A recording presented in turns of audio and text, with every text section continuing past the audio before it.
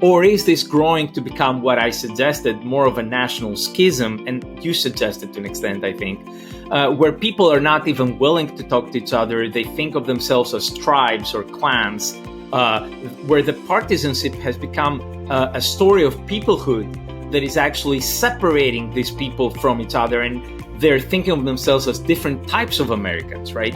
And that would be the most worrisome development. Hi, this is Dr. Jed Macosko at Academic Influence and Wake Forest University. And today we have a wonderful guest coming to us from George Washington University in Washington, D.C., Professor Harris Mylonas. And he is a political science professor. So there's lots of things that I'd love to hear about. For example, how did you decide you wanted to be a political scientist? Well, as with everyone, I guess that goes back a long time. I grew up in Greece. I grew up in Thessaloniki, Salonika, and that was a very important part of that decision. I grew up in a city that had a long multicultural background. It's the town or the city now that Kemal Atatürk, the founder of modern Turkey, was born. But obviously, it's a Greek city today. It has an ancient past. It had a minority being the Sephardic Jews of Salonika. That made it a really multicultural city that ceased to be as multicultural, obviously, after the Balkan Wars and the annexation of that part of the Ottoman Empire into the Greek kingdom then. So from that perspective, that history of my hometown and the interesting layers that existed was definitely part of my interest in identities initially. And then from there, you went off to graduate school in the United States. So tell us a little bit about coming to America. Yeah, it wasn't as automatic, obviously, but that initial original or my origins, in a way, do explain my interest. But there was an intermediary step where I actually, after high school, I graduated high school and went to do my undergrad in Athens, which is the capital of Greece, and there I met a lot of influential professors who, a lot of them had studied in the United States. My main mentor was George Mavrocordatos, who was a graduate from Berkeley University. So he had a PhD already from Berkeley. And that definitely had an impact on me and kind of, I guess, spurred my imagination, because you do need imagination in order to get to that next level from Greece to the United States. I also went to an American high school that also helped. So language was not an impediment, but at the same time, I had the motivation and the cultivation of that interest from those mentors that I met at my undergrad. So that combination made it possible, together with a Fulbright scholarship that did help, to come to the United States and start my grad school, my graduate work at the University of Chicago initially. Yeah. And what did you do at the University of Chicago? What was some of your thesis work? Who did you interact with? So I went to the University of Chicago to work with Professor Stathis Kalivas, who ended up being my chair, the chair of my dissertation committee. But there, obviously, I met a lot of other faculty as well that were really influential, and surprisingly not from my own field. Unfortunately, he has passed away, but Joseph Cropsey, a really important philosopher, a collaborator of Leo Strauss, a really important philosopher as well. He was really influential in my first 2 years in grad school. Also, Marion Iris Young, who was another important political theorist. She was very important for helping cultivate some of my ideas and to think more broadly about political science. I ended up becoming a comparativist, a comparative politics expert. But they did influence a lot how I think about concepts, and concepts are the building blocks of anything we study, right? So I had to do a lot more thinking than I would have done in order to come up with the most sound concepts to study what I wanted to study in comparative politics, right? So I'm internally grateful to both of them and to other professors there who really nurtured this. And I have to say, I don't think I would have managed to think as clearly and to develop theories if I hadn't traveled from Greece to the United States. That's an important part of my career. Mm-hmm. So in comparative politics, you focus in on international politics especially. And what does your research look like now? Yeah, ironically, I would say I'm between the international relations field, as you mentioned, and comparative politics. These fields in the past 20 years, they've been growing closer to each other. These are both sub-disciplines of political science. And, for your audience, it's important to kind of, not use the jargon, I guess, but this is a way for them to understand that these used to be much more separate fields, but over time, because of the way that our work has been developing, they've come much closer, to the extent that I was hired as an international relations professor at GW while I graduated as a comparativist, right? So that shows you how these fields have come together. Today, I think nationalism, for example, is one of the things that cannot be studied just from the perspective of comparative politics or from the perspective of international relations. Obviously, it's something that is really pertinent all over the world. And it has always been, but there is definitely a sense of a reawakening or a resurgence, right, of nationalist politics.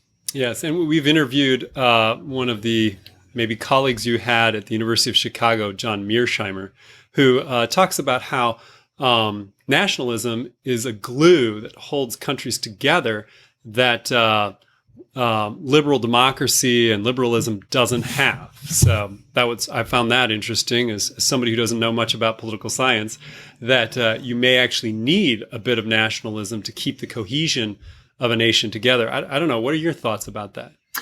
Yeah, John Mearsheimer was one of my professors, actually. Now we're colleagues, I guess. And we're friends also, if I may say so. We interact in various ways because of his work over time has come much closer to the study of nationalism. In fact, nationalism was not a very central topic, ironically, in IR, international relations, for the longest time. It would be under the guise of concepts like the national interest or national foreign policy. The word national would be used, but not necessarily the ideology of nationalism, right?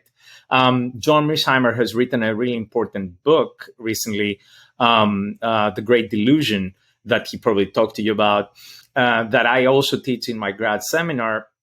And he's trying to see how nationalism and internationalism, let's say, or liberal internationalism are two different ways of engaging with the world, especially if you're a great power, as you mentioned, and how that can, put you in harm's way or not, right? Depending on what you do. My reading of his work, though, is that in a way, what he calls liberal internationalism, and he juxtaposes to nationalism, is actually Americans' version or some Americans' version of nationalism. So for some Americans, liberalism or liberal internationalism abroad are actually the content of the constitutive story of what it means to be American, right? So if we are going to borrow some concepts from another great political scientist, Roger Smith, who we he would say had on this show as well. Oh, fantastic. You choose well. He would point to the direction of, well, that may be the content of the understanding of peoplehood for some Americans, right? So from my perspective, from my nationalism, maybe comparativist perspective, and that's where the fields are maybe irrelevant there, right? Or even my political theory background, I would say that it really depends on whether you're thinking of liberal internationalism abroad, especially, as part and parcel of what it means for some Americans to be an American, right? They think that they need to export some of these ideas. And if that's constitutive part of who they think they are as people, right, then that's no longer just a foreign policy posture. this is actually something about their identity, right? Yeah, absolutely. And it's been interesting interviewing. So it's not really a criticism. It's another way of seeing the distinction that John Mearsheimer is drawing. Mm-hmm. No, it's really good. And I was just going to say that interviewing different types of academics has been fascinating because people, for example, when we interviewed, an anthropologist, one of his focuses was on what makes a country feel united. And certainly if you took, let's say, all the blue counties and put them all together in the United States, they would feel united by the sense of wanting to spread liberal democracy throughout the world. That would be part of their uniting feeling. And maybe what John Mearsheimer is more saying is that we need to marry together this liberal democracy with nationalism, because we need to marry together the red states and the blue states in the United States. It's not so much a general thing that would work in every country, but in the United States, maybe it's important. Is that sort of the impression you have? So there is no doubt that everybody agrees that national cohesion, at least not everybody, but everybody from the people you mentioned at least, sounds like they agree that national cohesion is an important thing, right? Mm-hmm. Now that in our times, as you know, because of the polarization and everything that is going on, is under, a lot of stress. Not to mention maybe duress. There is. I have talked about what's going on in the United States as a almost something like a national schism. There is. It's almost as if we're experiencing a situation that would presage a civil war, right? There is all the elements in terms of ideational separation between the different groups of people, and that is, as you can tell, really worrisome. And unfortunately, regardless of what happens in the next few months regarding the transition, it will still remain a wound that needs to be healed in terms of national cohesion. So I think that's what you're alluding to. I don't think anyone disagrees from the scholars you mentioned about disagrees on that. The question is the cleavage just a partisan cleavage, right, from a national perspective?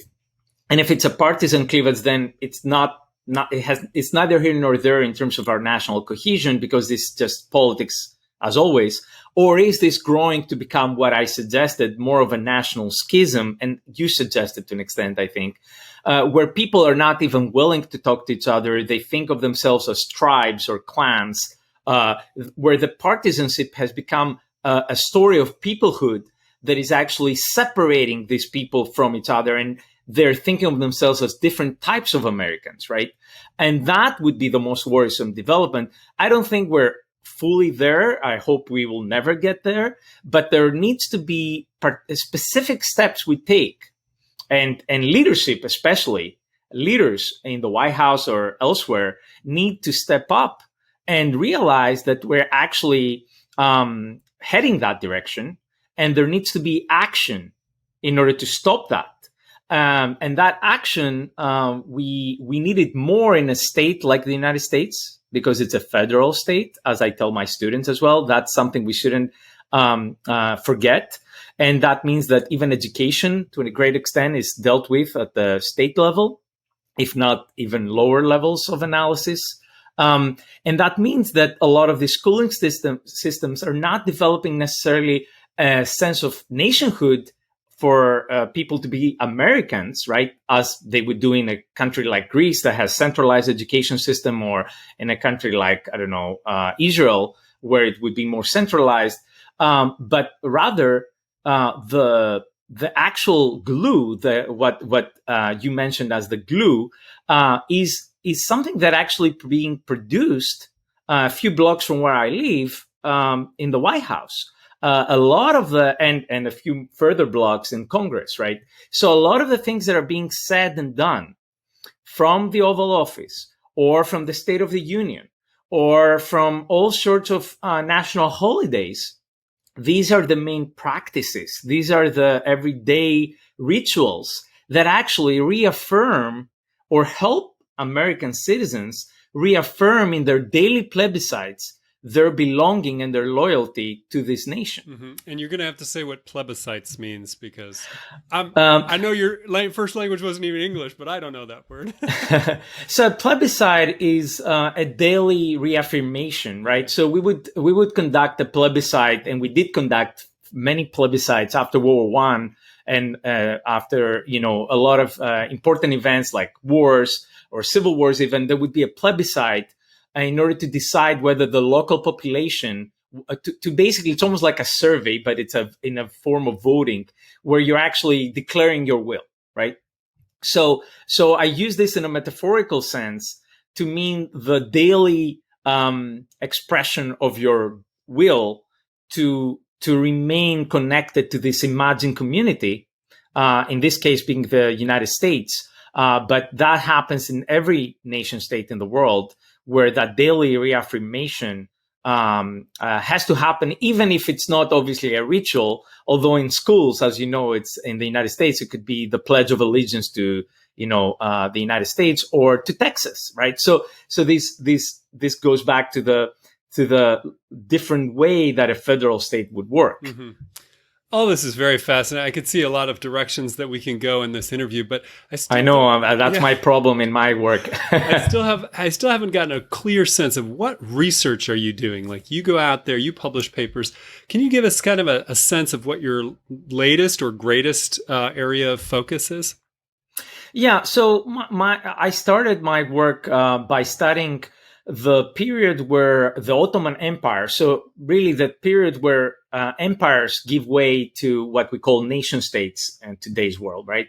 So I studied in particular the eastern part of the Ottoman Empire, and my first book, called The Politics of Nation Building, was you could say a history or a theory about how these newly created nation states are thinking about difference, especially ethnic, religious, linguistic differences, and how they go about managing these type of difference in their countries, and how they do this with an eye of creating what you call national cohesion, right? Or in other cases, some people would call national homogeneity. So I came up with a new conceptualization of the term nation building, thinking of it as a process where, governing elites are trying to make the national, whatever they understand as national constitutive story, as we talked about it earlier, the national narrative, congruent with their state boundaries. So they're trying to make the people who live in their state boundaries feel the same identity as the ruling elites, right? And that process is a really contentious and violent, often, process, because it could involve ethnic cleansing, it could involve genocide, it could involve also forced assimilation, and less violent also policies like more mainstream assimilationist policies like mass education, right, or compulsory schooling. So I tried to conceptualize this process. And conceptualize in particular the strategies that are available to ruling elites to achieve that. So I came up with three main policies. Assimilation could take violent or non-violent forms, as I said. It could be, assimilation through Boy Scouts associations. It could be secondary associations like, in schools and so on and so forth, or civic associations, or it could be violent forced assimilation, as it has been, like taking children away from their parents and raising them apart from them so that they don't get the influences of their families. Really brutal policies that were followed in Canada and in Australia and other places with Aboriginal children. And the governments have apologized since, but nevertheless, those were forced assimilation policies. Then you would have, on the other extreme, the most violent ones would be what I call exclusionary policies. They would go all the way to ethnic cleansing, but they could be taking the form of deportation or population exchanges, as Greece and Turkey had a really big and important one in 1920s, where over 1.5 million people changed countries. Basically, they walked over they were forced, because it was an obligatory population exchange. They were forced to flee. Actually, one of them was my grandfather. So that's it's explaining part of why I'm studying all this, is that I have, in my family, I have several refugees that were victims, if you want, of this nation building process. And in the middle is what we would call accommodation. It's the form of granting minority rights to those groups that have differences from your own core constitutive group. And you give them the opportunity to continue practicing their religion, to give them the opportunity to use their language. And I'm trying to explain under what conditions would one government do different things with different groups within one country, right? Because up to my work, at least, I think that would be seen as one of my contributions. Most works were trying to understand different countries as countries that were more likely to use ethnic cleansing, or countries that were more accommodationist, or countries that were more assimilationist. And that was the way we would discuss different countries. And I was dissatisfied with that approach. And I thought that we should understand these policies at the level of each group. So a dyad between the country's government and a particular group.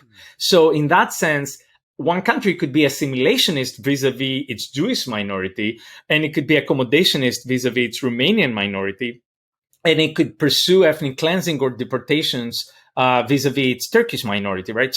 So I thought that this was a more accurate depiction of reality, and I tried to test my argument through archival research in the interwar period, what we call the period between World War I and World War II in Europe, and in particular in the Balkans, where it was a really diverse place. And there were all sorts of what I call non-core groups that were not perceived as being assimilated by the ruling elites.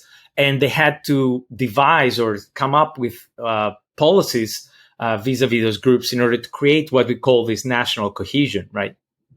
Fascinating. So that's your work, and I can understand it now. That was my original work. Yeah. Has it moved into a different direction now? Because that was your original work. Now, which direction? So, exactly. I began by looking inwards, how this nation building process unfolds within these most of the times nation states, sometimes more established ones. But then I started becoming much more interested. Not that it is more interesting, but it's equally interesting to see how these ruling elites, these governing elites, are thinking about their own co-ethnics abroad.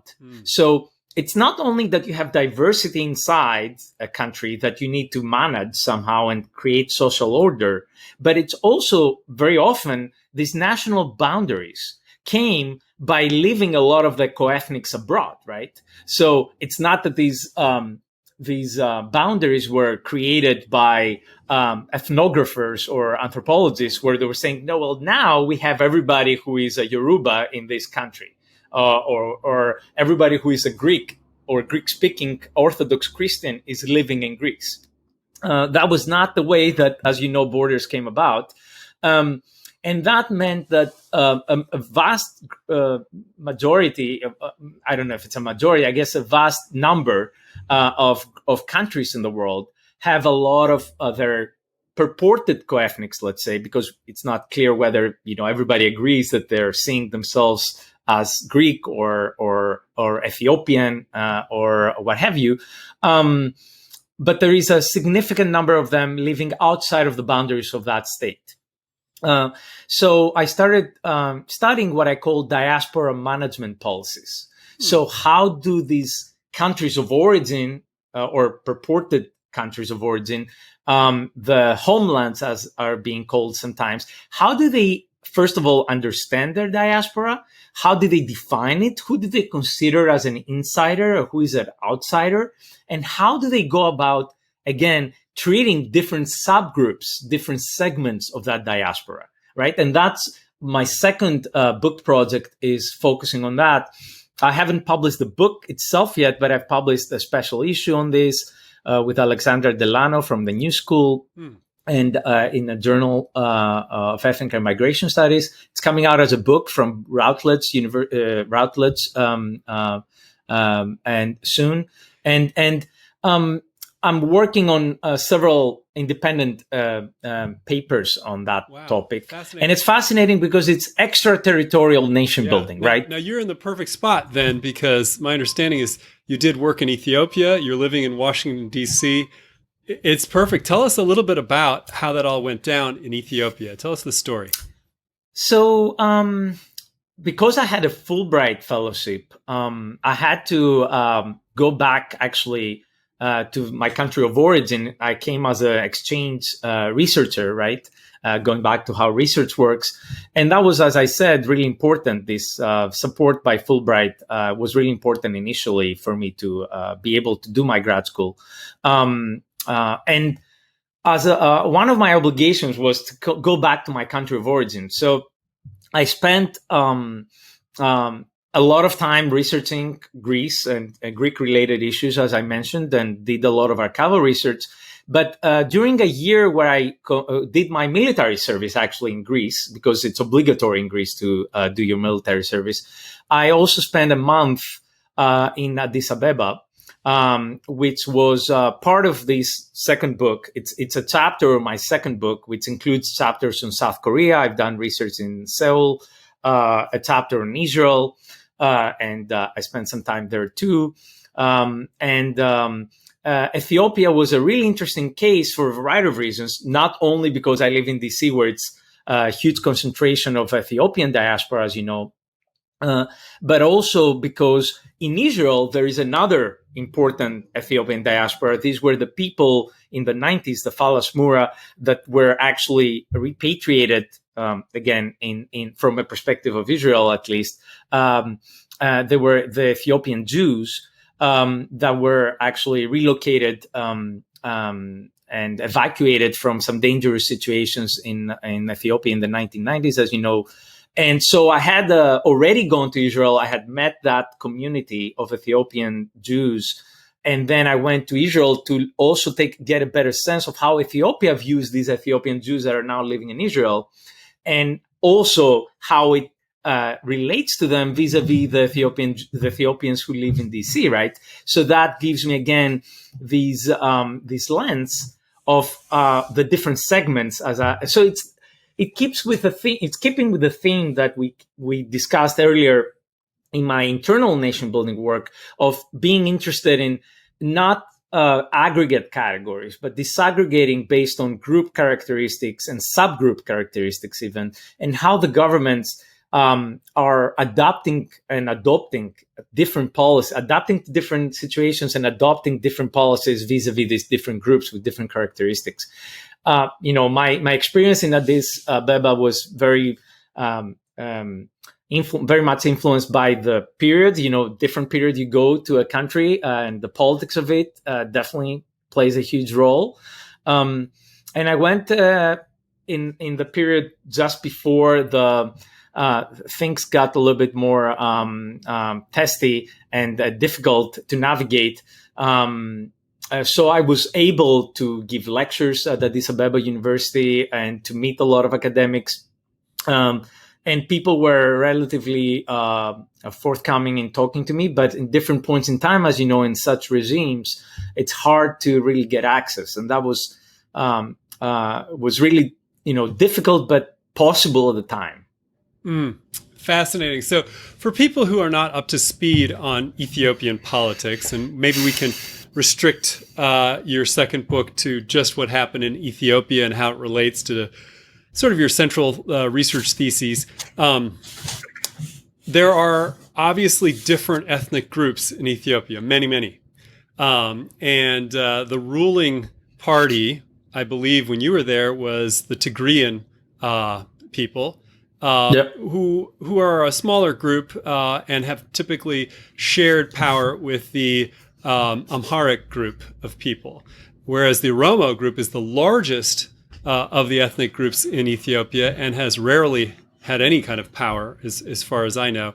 And so the interplay of those just three major groups is probably part of your book. Can you tell us a little bit about how Ethiopia sees those three groups as it relates to the diaspora and maybe also to the Black Jews, the Ethiopian Jews?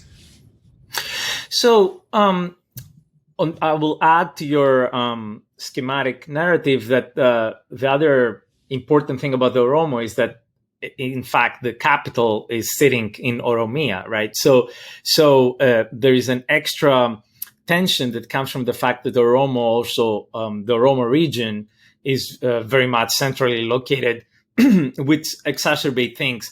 And I will add for our audience that the Amhara people were seeing themselves as the traditional elite that actually had the more influence and power over the definition of nationhood, what we call the constitutive stories, borrowing a term by our colleague Roger Smith.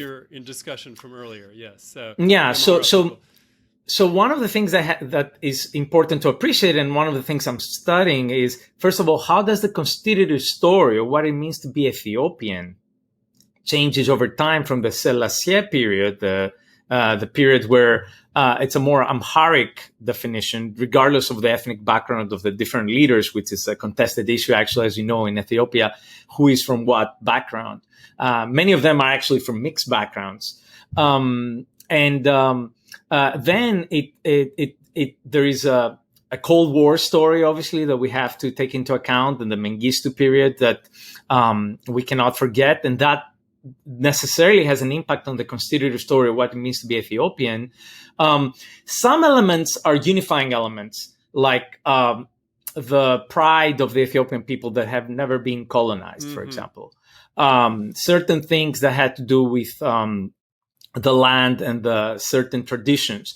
But then there are a lot of things that, as you mentioned, can potentially divide them, right? There are what we call in political science latent or not so latent cleavages, divisions in society that can become really important and even detrimental sometimes for the stability or the cohesion of a state. So those, some of those are the ethnic distinctions that you mentioned. Others could be religious developments. There is a big part that is Orthodox Christian, but then there is a growing group of Muslims, and Islam is growing quite fast in Ethiopia, at least when I was there. And then there are other groups, religious groups, that are making headways. So there is proselytization going on. So there is a lot of moving parts. And at the same time, we shouldn't forget there is ongoing small violent conflicts happening at the periphery of the country. Even while I was there, there were actually a live conflict was going on in the areas where the Somalis are living, and so on and so forth. So it was never an easy situation. People mostly know what was going on vis-a-vis Eritrea, because that made more of headlines, but that's not the only thing that is happening, as you mentioned.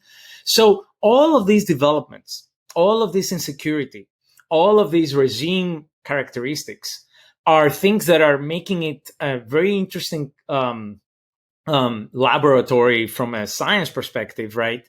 To start seeing how a regime that is, from my perspective, I'm trying to explain to you how it's really important to get that vantage point, is to see how insecure, right, regime that is surrounded by boundaries and borders that are actually porous in many ways, and feels threatened by a lot of these smaller groups that are creating problems at its periphery, but also insecure because, as you mentioned, back when I was there, it was run by a minority group. How all of these anxieties are actually affecting their policies abroad, right, vis-a-vis their, and not surprisingly, as you would expect, there was a lot of vigilance and a lot of measures that were trying to limit the ways that the diaspora could impact domestic politics, right? And thus, it was a very curated, let's say, very well curated policy, it was not left to the devices of civic associations or diaspora groups. It had to be moderated, and there were, one could say understandably, there were even amounts of money that you could bring into the country or could leave the country were always monitored. There was a lot of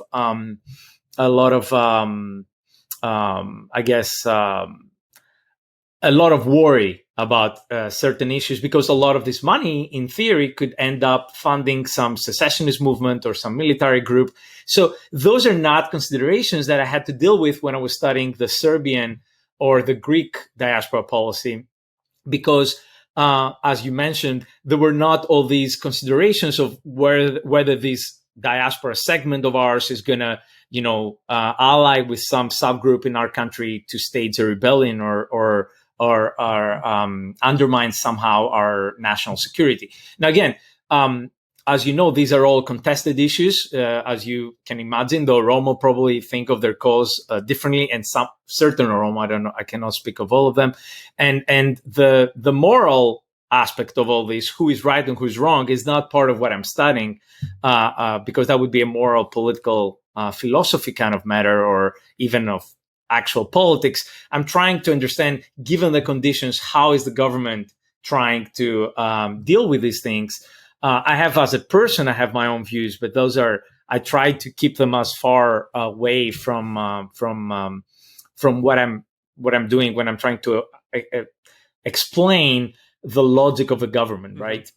Yeah. Similarly, you can study what the governor is doing or a president of the United States without necessarily condoning their actions. Absolutely. Obviously. Yeah. So it sounds like you have studied how the ruling elite in Ethiopia wants the people to see Ethiopians who've moved to other countries, and how to guide them in their vision of who's really Ethiopian, who's not, so that they can better control the money and the funds and the policies that come back from those same people back to influence Ethiopia. So that's really interesting.